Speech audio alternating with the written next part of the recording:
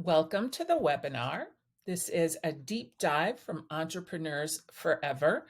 This deep dive is called Yes, Your Small Business Needs to Worry About Cybersecurity. We'll do introductions, talk about some upcoming programs, and then we'll do our presentation. Entrepreneurs Forever's mission is to equalize opportunity by connecting often overlooked small business owners with the peers, skills, and support they need to succeed.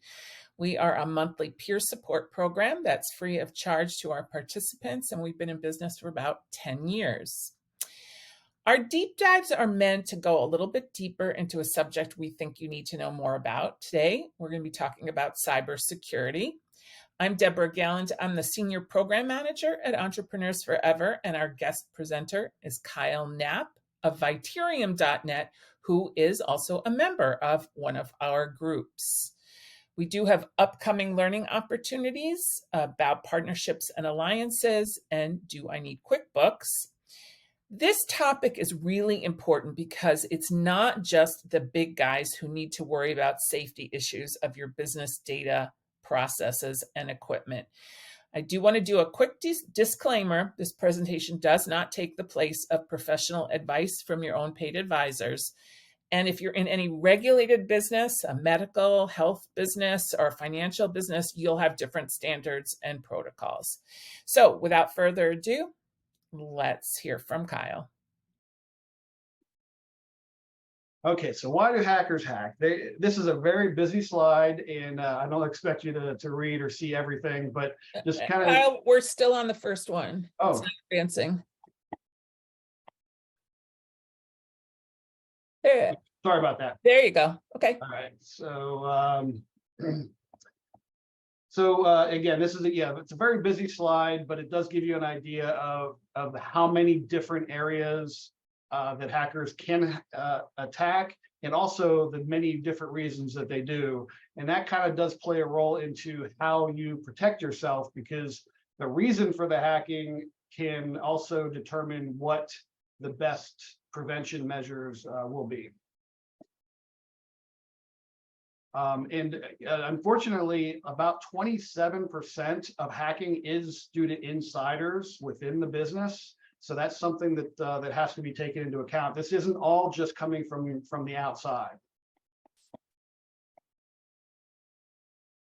All right, so what you'll learn here over the next hour or so is some cybersecurity basics, how to manage your risk within your business. We'll talk very briefly about a cybersecurity framework. This is more applicable to the businesses that Deborah had mentioned before that are regulated, medical, accounting, financial, anything like that. And then also some other cybersecurity resources that are out there. Most of them are free through government agencies or partnerships with the, I keep on doing the wrong, for some reason this is on a different screen. All right. I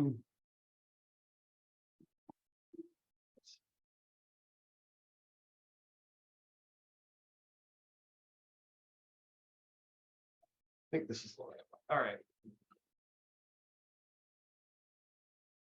Okay, so cover that. Okay, so some of the basics. Really, what cybersecurity is about is protecting electronic devices and the equipment, data, and information that's associated with it.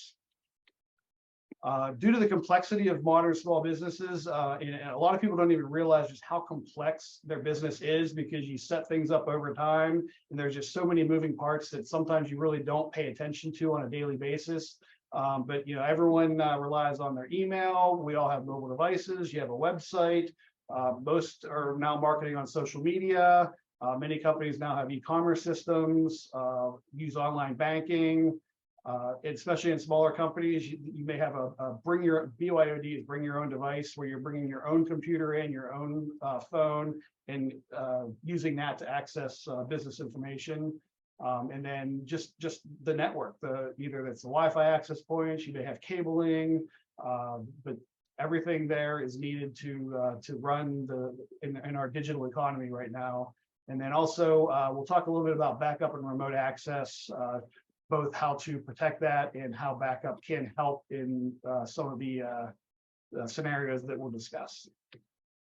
So there's really three main objectives of cybersecurity. They call it the CIA triad: confidentiality, integrity, and availability.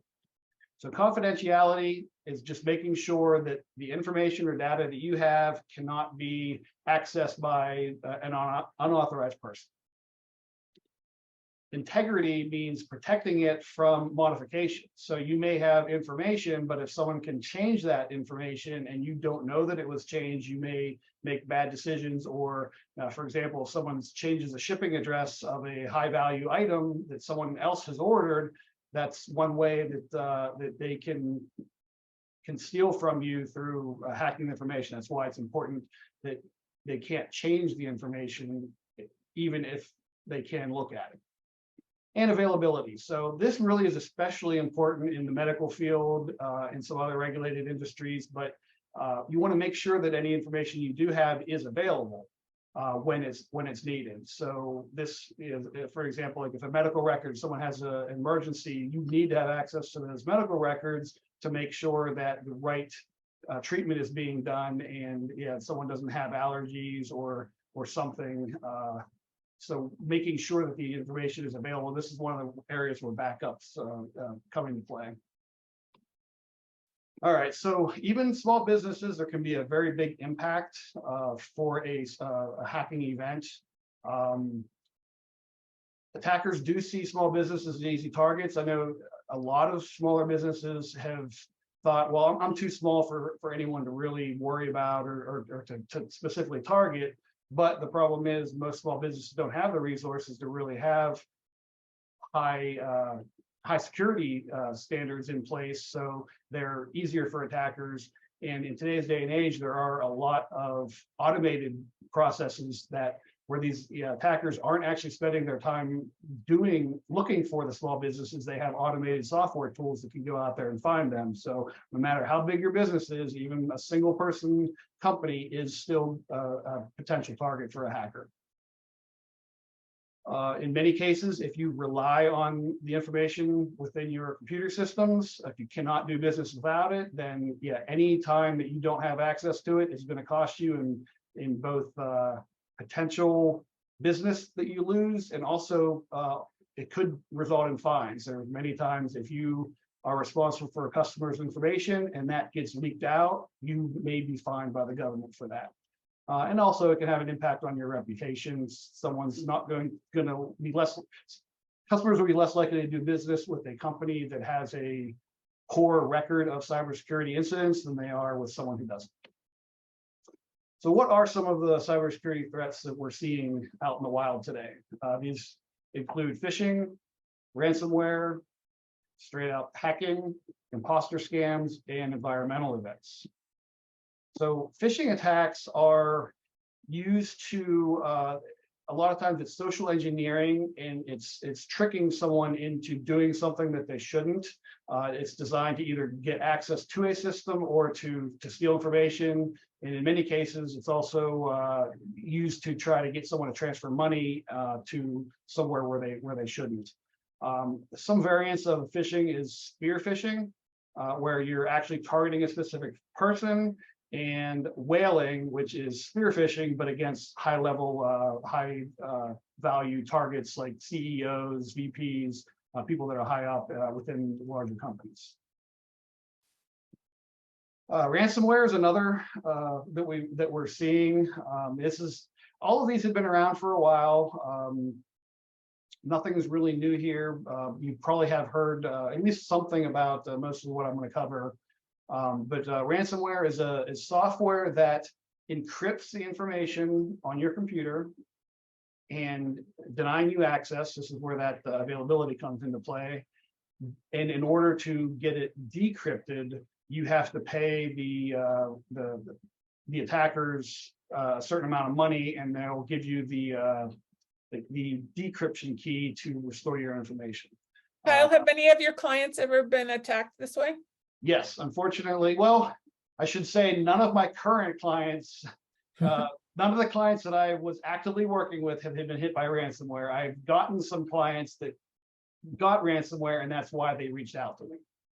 So we're trying to help those who are watching this to keep yourself out of the situation by having some safeguards. Yes. But I've heard of companies where this has happened, and it's just devastating. Yeah. Yeah. And so ransomware is the area where backups are extremely important.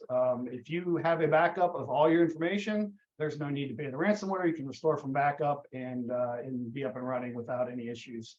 Because also with ransomware, there is no guarantee that even if you pay the money, first of all, that they're going to give you that key. I mean, these are criminals. They're not always on the up and up about giving you what they say they will. And also sometimes their software just fails and it doesn't record the decryption key appropriately. And so no matter what, they can't give you a way to get your information back. And the thing is that if they've taken your data and they're telling you they're giving it back to you, they might have already made their own copy and be doing their own thing with it, right? So if they had your customer names and credit card numbers or some other proprietary data, even if you got it back to use, you don't have any idea what they've done with it, right? Correct. Yeah, yeah. When ransomware first came out, it was mainly they were just encrypting your data. They weren't actually stealing it, because it's a lot easier to do that than it is to exfiltrate the information. But yeah, more recently, because more and more people are creating backups, they're not having to pay the ransomware. Another way that they are making money is they steal it and then they'll sell whatever information they collected, whether it's credit card numbers, names, phone numbers, addresses, or whatever, as a second revenue stream, so to speak, if they don't get any money from the actual ransomware attack itself.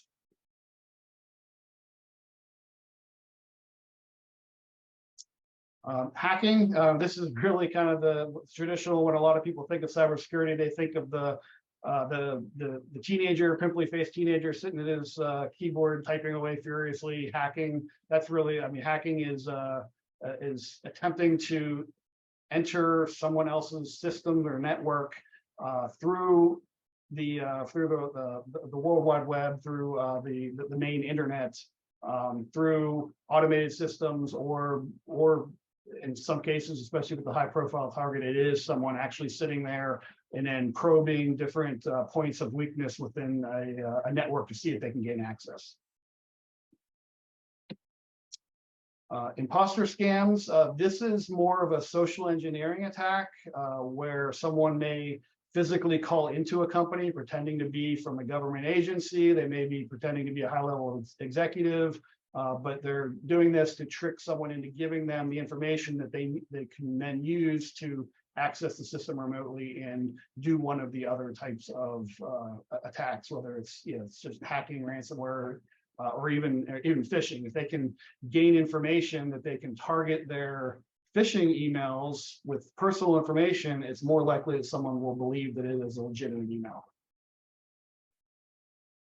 And even it doesn't have to be human. It doesn't have to be something that someone's doing maliciously. Environmental threats can cause cybersecurity concerns. This can be natural threats, a fire within your building that damages your equipment, flooding, you know, and many other environmental threats can cause the same types of issues that a malicious attacker may. Does having your systems backed up to the cloud, you know, an Amazon backup or something like that, mitigate that? I mean, you'd still lose your hard drives or whatever, but knowing that your data is somewhere remotely? Yes, yeah, an offsite backup is definitely, there's the rule is 3-2-1. You should have 3 copies of your data in 2 different locations. I can't remember what the 1 stands for now. 3 copies, 2 locations. Does the cloud count as a location? It does. It does. Yeah, companies with multiple locations, sometimes they'll do backups within their own network in multiple geographic locations. Smaller companies, yeah, the cloud is considered an offsite secondary location.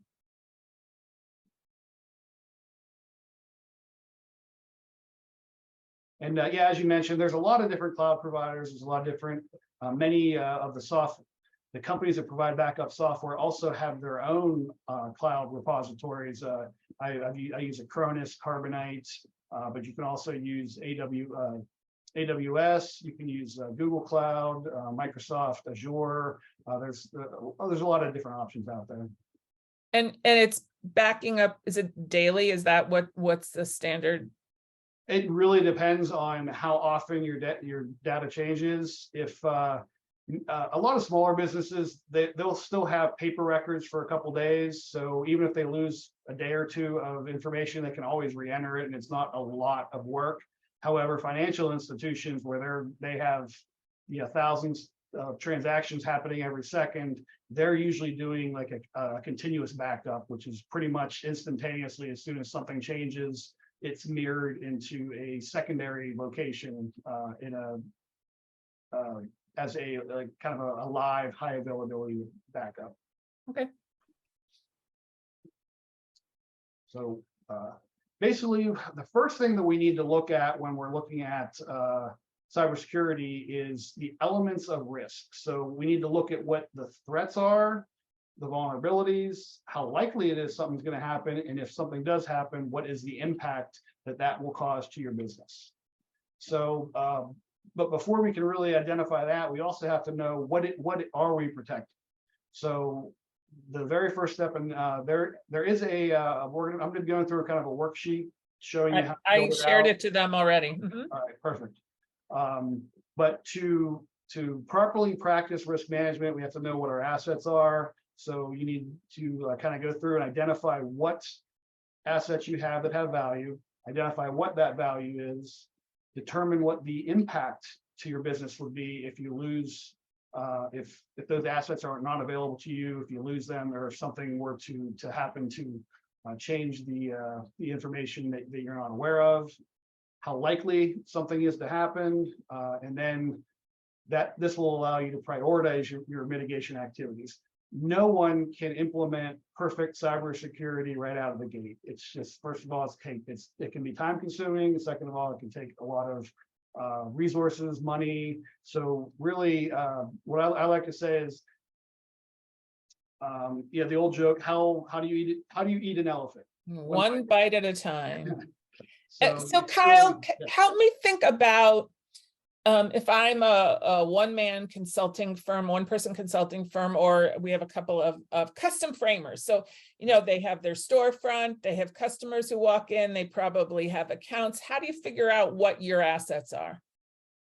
So that's one of the things I'm going to talk about here. How do you identify what your business assets are? So, I mean, the main ones that pretty much apply to just about any business are going to be your customer information, names, addresses, phone numbers, email addresses, credit card information, anything that's related to a customer that could potentially be used against them, whether it's to do identity theft or to just directly steal money if it's like a credit card information.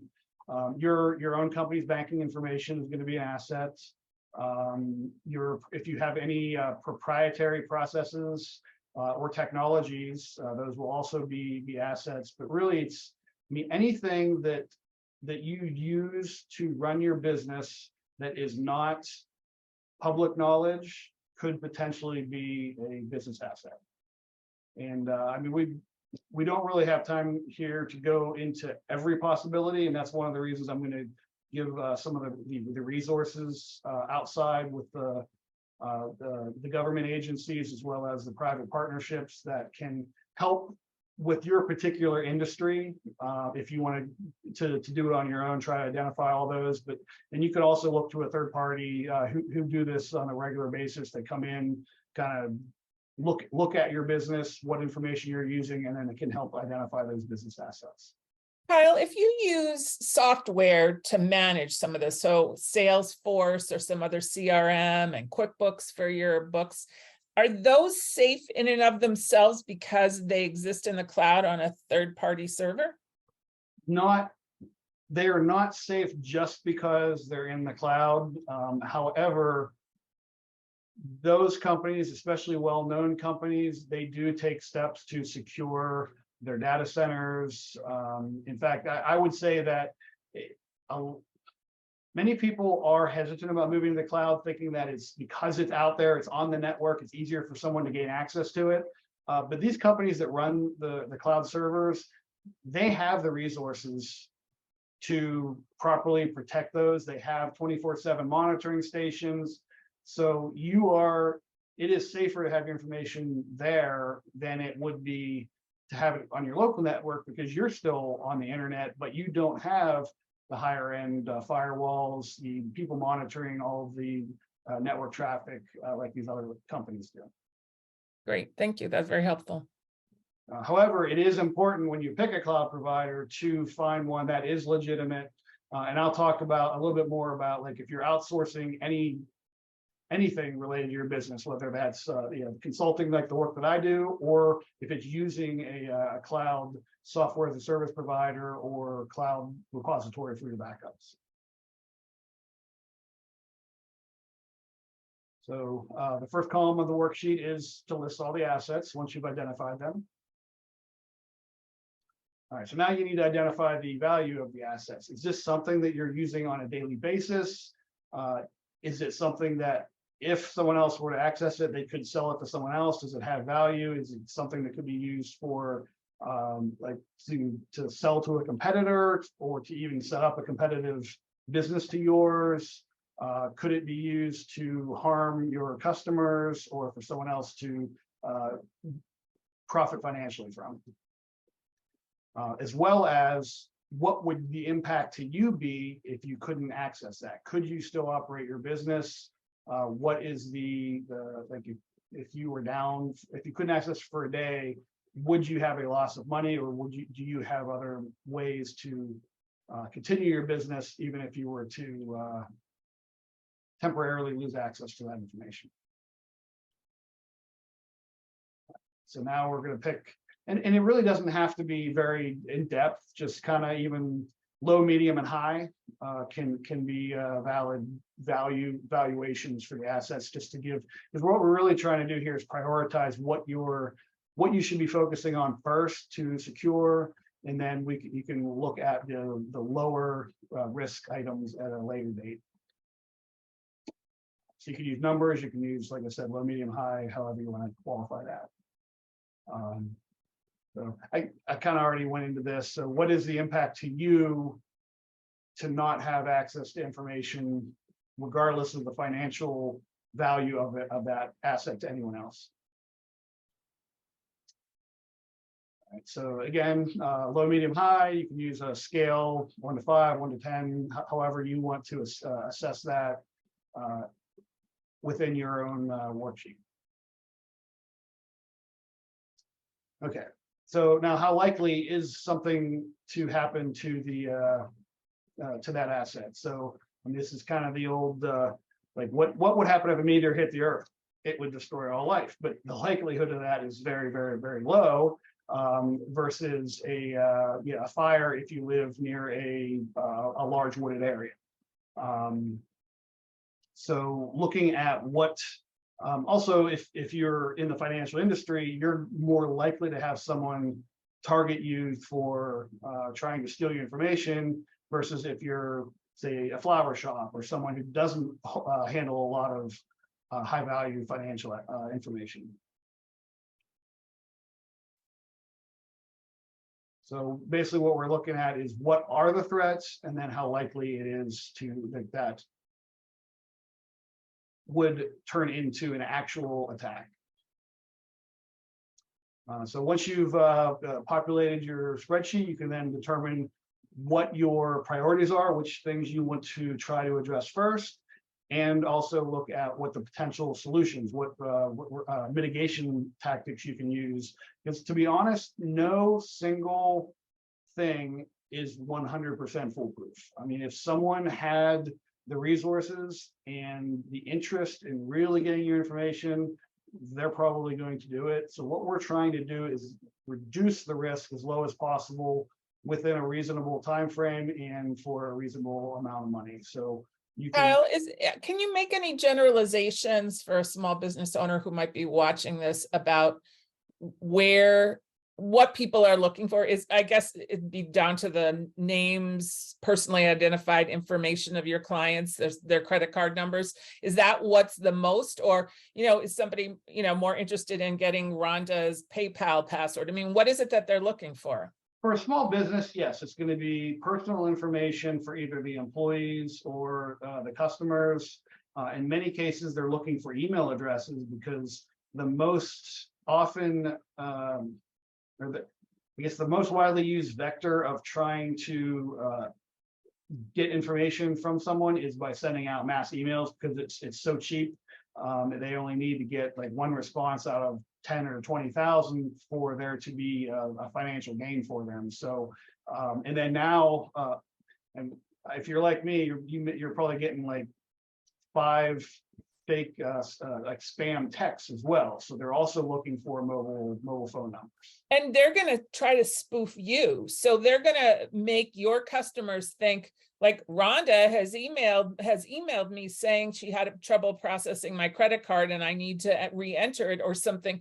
So it's your name at risk, because now it's associated with you, because that's how they're going to gain your trust, their trust, right? Yes, absolutely. Yep.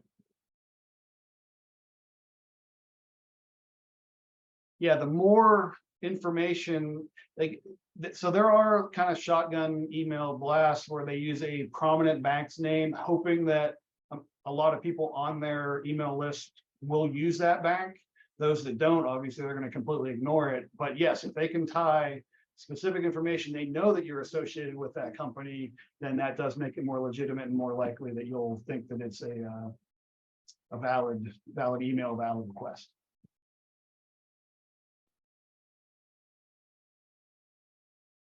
All right, so basically the impact and the likelihood, those are really the two main things that you want to look at to determine what you want to focus on first. So obviously, if it's in the upper right-hand quadrant, those are very high impact, high likelihood. Those are the things you want to do first. And then you're looking at the upper left and lower right, and then the ones in the lower left, you may not even need to do anything if it's a low enough likelihood or low enough impact. You may not have to actually do anything to address that. So here's an example of a fully filled out worksheet, including the prioritization. So obviously, patient health information for medical is the biggest issue, not just because of some of the threats we've already talked about, but they would also be fined by the government hundreds of dollars per patient record that is released. So that's going to be a very big impact, and that is something that people are looking for, that hackers or attackers put a high value on. So that is definitely something that the likelihood of someone accessing it is increased because it's more of a target.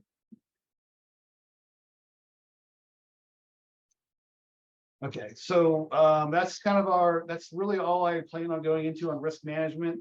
There are a lot of, they call them frameworks, that you can use to get even deeper into specific mitigation strategies, such as like frequency of changing passwords, what information needs to be locked, or what equipment needs to be in a locked room, when and where you should use access log files for anyone that's going into a certain secure space. I don't think that really applies to anyone here, just due to the nature of your business, but those frameworks are used by different industries. So there is a specific DFARS for Department of Defense, anyone that's doing work for the Department of Defense, for the government. There's also the HIPAA frameworks. NIST is a National Institute of Science and Technology. They've developed a framework that is kind of the basis for a lot of the other methodologies for kind of going through the same thing I talk about here, but in much more detail, to really make sure that all your bases are covered. And that's also how they do their auditing, to make sure that the businesses are following best practices to secure their data and their equipment. So if somebody has done some of this analysis and they come to you, mitigation strategies, I think you were just shotgunning a few things that you might include for somebody who you were consulting who was either already a victim or trying to prevent being a victim of it. What are there practical mitigation strategies that we should be taking? Is that what you're going to go into next? That's really what I'm going to go into next. So these are kind of the things that really everyone should do. And then I'll talk a little bit more about some of the other things that you can put into place, and then give you some resources on, if needed, if there is a need for even higher levels, what else can be done. So training is extremely important. So I'm glad you folks are here. If you have any employees or anyone else that you work with, maybe even parents, aging parents, people that aren't real computer savvy, but still use a computer, because pretty much everyone does now. A lot of what I'm talking about is applicable even to a home user, especially these most basic tips that I'm going to go over here. But anytime you receive an email that has an attachment, that has a link that's clickable, or even voice calls from someone that you don't know, like I do not answer restricted number calls at all. I sometimes, but usually don't even answer if they're not in my contact list on my phone, and it just comes up with a phone number and no name. I'll let it go to voicemail, let them leave me a message, and I'll decide if I'm going to call back. Because one of the problems with actually answering is you have just validated that you're a live person on the end of that. And so they're going to keep on trying to reach you. If they leave a message, it may or may not be they don't know for sure that someone's even monitoring that anymore. It could just be a dead line that's no one's actively using. Don't click on any links or open any attachments you weren't expecting. Especially if it's related to finances, to banking. Always type in the name of your bank into a web browser to go directly to their site. Don't click on a link thinking that it's going to direct you to the correct site. These hackers have gotten very good at spoofing, on recreating a website to make it look like legitimate, but there could be a misspelling in the name that's very difficult. Like in many cases, a capital I looks exactly like a lowercase l. So it's very hard to distinguish that when you're clicking on a link and going to a website. It's advisable to use separate business and personal computers. Now, for a very small company, only a couple employees, there's a little bit of wiggle room there, but especially for larger companies, anyone involved in medical, anyone involved in financial transactions, it's definitely best to keep both computers and any mobile devices separated, to keep the valuable business assets out of usually what's a lower security personal devices. Everyone should use multi-factor authentication when it's offered. And what this is if you have an online bank account, you probably have to have this set up, but it's where you have at least two things, sometimes more, that you need to do or have to access your account. So most accounts have a password, so that's something that you know. And then they'll many times send you a text or an email, which is something you have. So you either have a phone, you have an email account where they send the validation, and then not used as often, but something that you are can be the third factor. So it's never recommended. Multi-factor does not mean having two passwords. You have to have two of three different things. That's something you know, password usually, something you have, which can be just a phone that you get a text on, or an email, or something you are, and that's biometrics. So that's the Face ID, that's the fingerprints, retina scans, anything like that. So having two or more of those three things is considered multi-factor authentication. And that way it's a lot harder for someone to hack into or log into one of your accounts by having that set up. You shouldn't download any software from an unknown web page.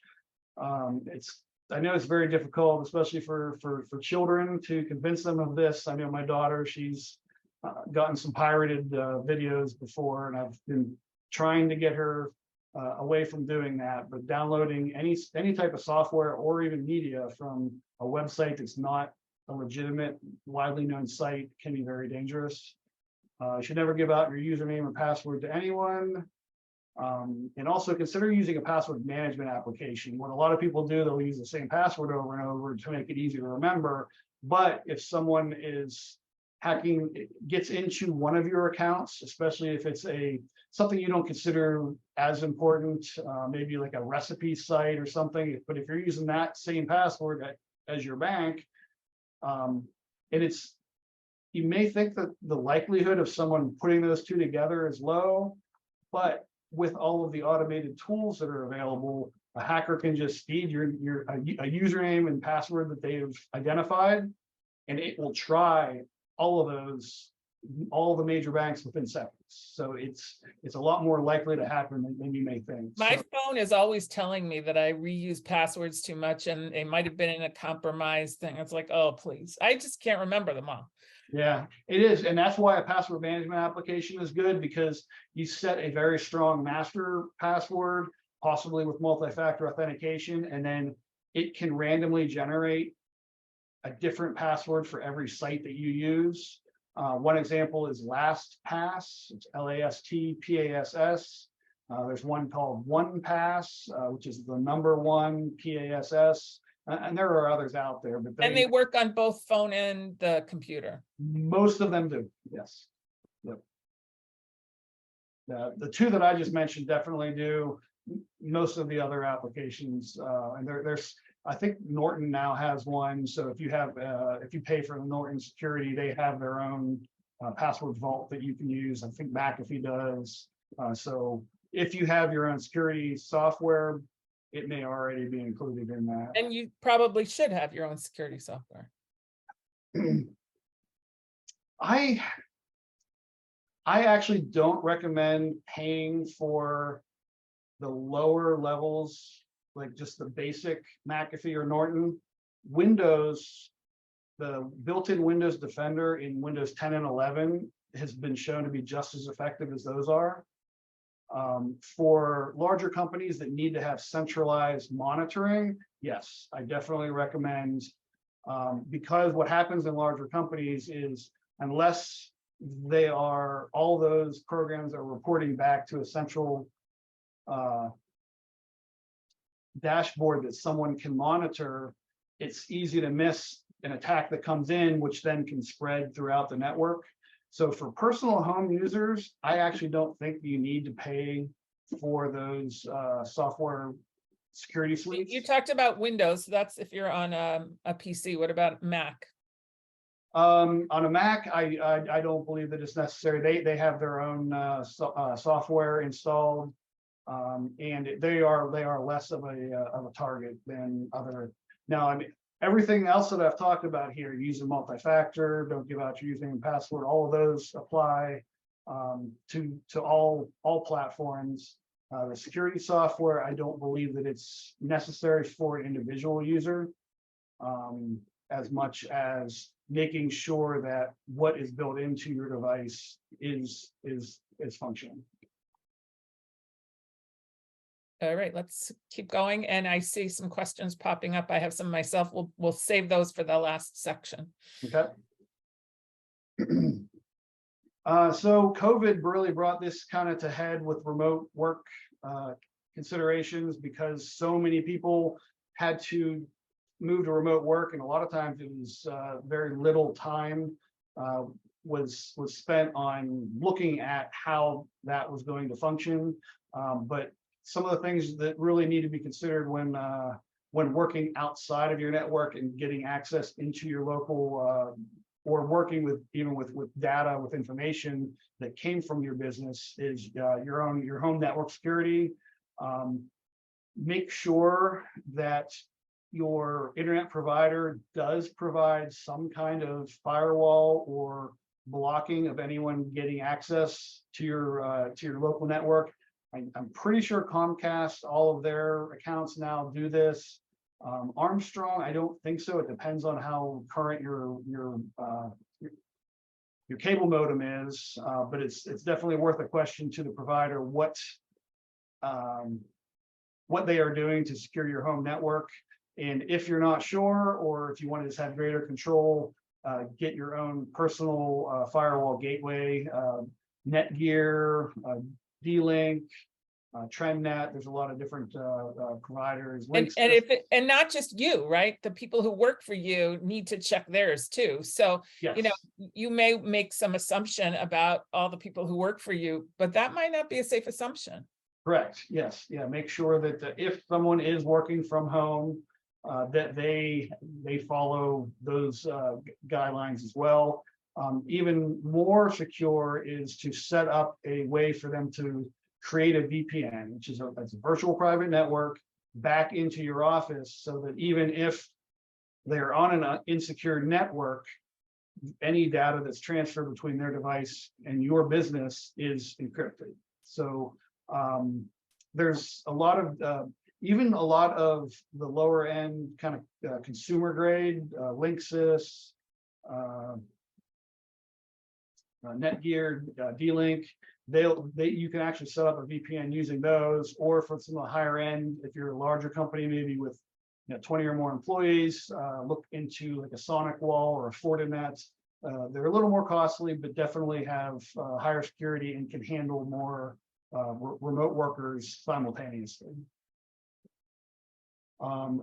This is really, VPN is really critical if someone is working on the road, not just from their home where they have a little more control, but if they're using public Wi-Fi, from a hotel, Panera.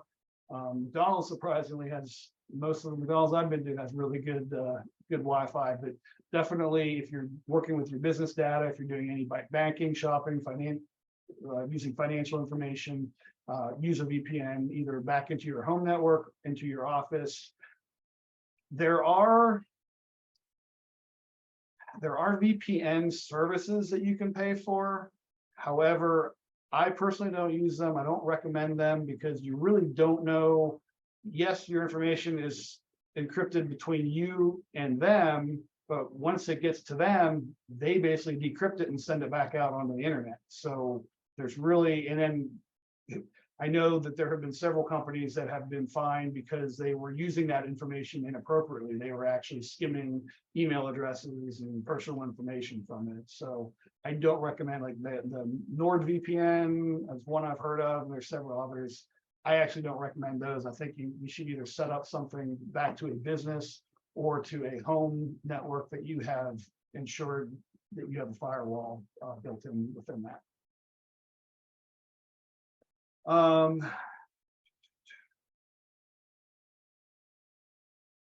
So I think we were going to talk about your kids and your other family members accessing your work Yes. computer. Yes. Thanks for the reminder. Yeah, that's so. Yeah, a lot of times you bring your work computer home, and in many cases it may be even better than the computers you have at home. So your kids want to use it to stream their videos, to play their games. It is.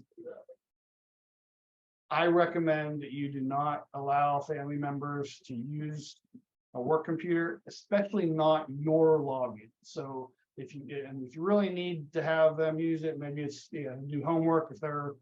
If you have another computer at home and it's not accessible, set up a secondary account that is a little more limited, that doesn't have access to the entire computer. So basically, you don't want to have an administrator account that your kids use. Set up some kind of guest account where they're locked to only using the software that's already installed on there, and they can't access any files that aren't within their own account.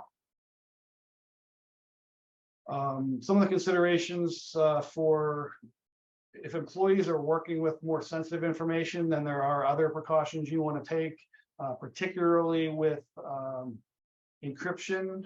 If they have a laptop they're taking home, and this is mandated for financial industry and for medical industry, but making sure that the computer itself is encrypted, where you have to enter a password before it'll even boot up to decrypt the contents. That way, if someone steals your computer, if they can't log into it, they can't just take the hard drive out and copy the information because it's been scrambled, it's been encrypted.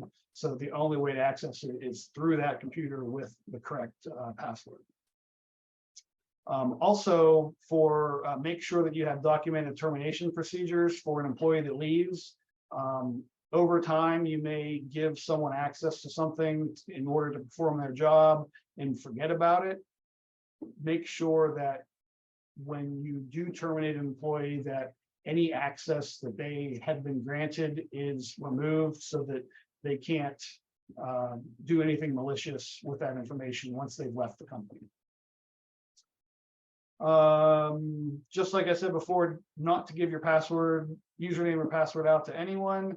Don't post passwords. This happens a lot in shared environments where like there's a couple different receptionists that kind of work different shifts, use the same computer, use the same account. Many times they'll just write the password on a sticky note and post it on the monitor. It's definitely not a good practice. In fact, every employee really should have their own account. That way, if something does happen, it can be traced back to who the person was, even if it's just to provide them with more training to prevent it from happening in the future. I guess I'll pause here. Does anyone have any other thoughts on or questions on? Well, we're going to spend the whole end of this on Okay. the questions. So why don't you finish the presentation and we'll stop recording. And I have a couple of questions too. Okay. All right, perfect. Okay, so now we talked a little bit about prevention, the things you can do to try to help something from happening. Just as with fire or many other things, there is insurance in case a cybersecurity incident happens. The first question that we need to know is, what does that cover? I mean, does it cover everything related to your network? Does it cover any fines that you get? And the answer is, it depends. So this is something where you really need to review the policies.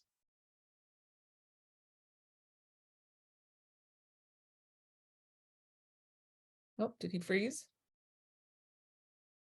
Do you guys hear me? Okay, Kyle froze there for a minute. Maybe he'll come back.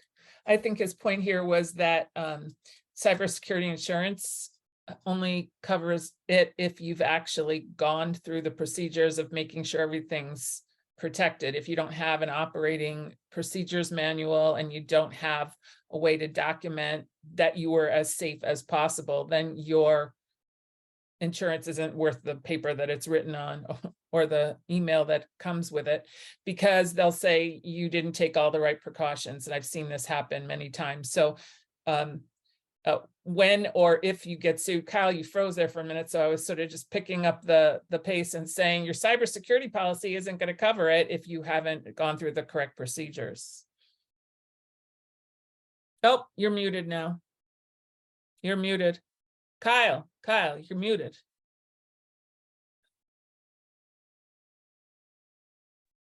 Okay, There you go. I'm back. Okay. All right. So yeah, I'm not sure how much got through, but every policy is different on what it covers. So it is very important to look at, is it going to cover any loss of income due to a cyber attack? Is it going to cover fines? Is it going to cover remediation and restoration of your systems? It's really, every policy is different. So those are the types of things that need to be looked for when you're considering a policy, what you think you need and what that policy covers. Kyle, here's a random one for you. You know how if you use a photo incorrectly, right? You take somebody else's copyrighted photo and you use it. Is your company at risk, or is that the individual who used it at risk? It depends. If that individual is an employee, they were doing their job function and did it for a reason to benefit the company, then the company would be liable. But that's really not cybersecurity, though. That's intellectual property. And that's misuse of intellectual property, and your insurance wouldn't have covered that anyway, right? No. Okay. Not now. If it was malicious, with malicious intent to cause harm, maybe it would be covered. But no, if it was just in the routine function of their job and they just messed up, then no, it really wouldn't be covered by this. And yeah, remember, it's not just your information, your client information is also at risk. So especially if you're in an industry where there could potentially be fines, it's important to take that into consideration when you're looking at how much coverage you need.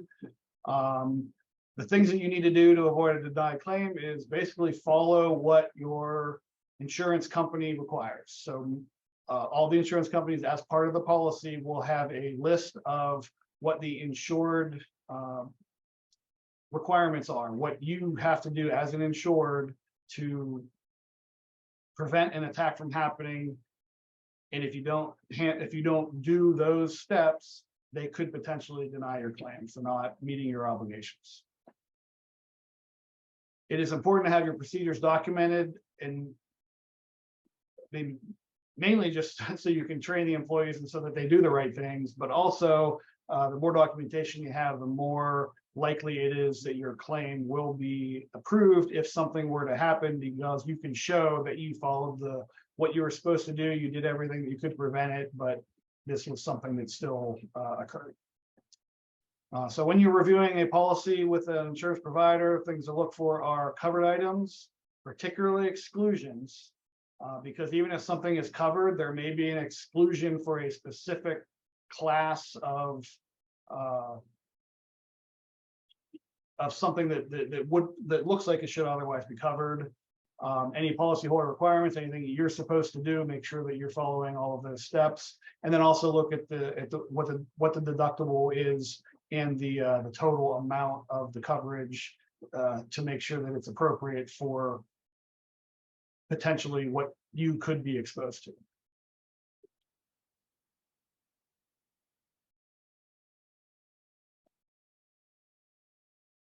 Okay, so I know this is it's a lot of information, and sometimes, especially if you're like a 1 or 2 person shop, you really can't do everything on your own. You may not have the knowledge, you may not have the time. So it is possible to outsource some of your security, whether it's just someone to come in and help get things put into place, or if you want ongoing support. The best way to find a provider is to ask for recommendations. It can either be a business partner that you trust, your local chamber of commerce, the Better Business Bureau, or even colleges and universities. A lot of times the professors or even the counselors and the placement folks know of businesses where they're sending their students to for potential employment, or for even for internships. Request quotes from multiple vendors.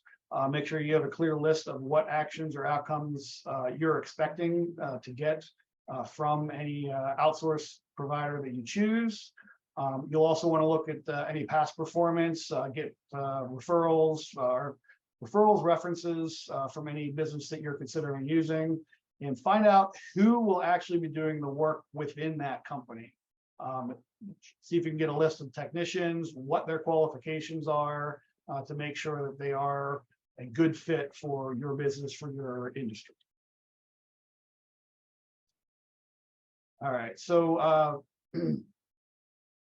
some of the higher level things are, before you even start to actually pick a provider, is determining what things you want the provider to do for you, and then even like once you pick a provider, make sure that they're offering to do the things that you want them to do.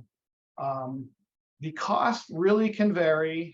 It depends a lot on what it is you want them to do. If it's just periodic training and having someone available to call, usually the pricing is about like $100 an hour, roughly, for the lower level things. If you're getting into higher level, if you need someone to come test your network and do what they call penetration testing to see if they can actually get into your system, that can go as much as $250 to $300 an hour or so. For an ongoing, if you just want to say, hey, you know what, I don't want to do anything with the IT of my company, I just want someone to come in and handle it. Usually it's about $100 to $200 per employee per month, and then they'll just take over everything, any training, support, troubleshooting, upgrades, updates, network monitoring, everything related to your computer network, as well as cybersecurity. look at what their response and remediation times are. So if you report an incident and they say that they don't have to respond for 2 or 3 days, depending on the type of business, that may be okay for you. But if it's something that you're not going to be able to operate while the systems are down, then you definitely want to make sure that the remediation time matches what you find acceptable within your business. And then the other thing to ask is, who is responsible for cybersecurity incidents? So if you completely outsource your information technology operations to someone else and something happens, are they just going to kind of wipe their hands clean and go away, and you're going to be responsible for the fines and for everything? Or does that provider take responsibility and culpability for any incidents that may occur?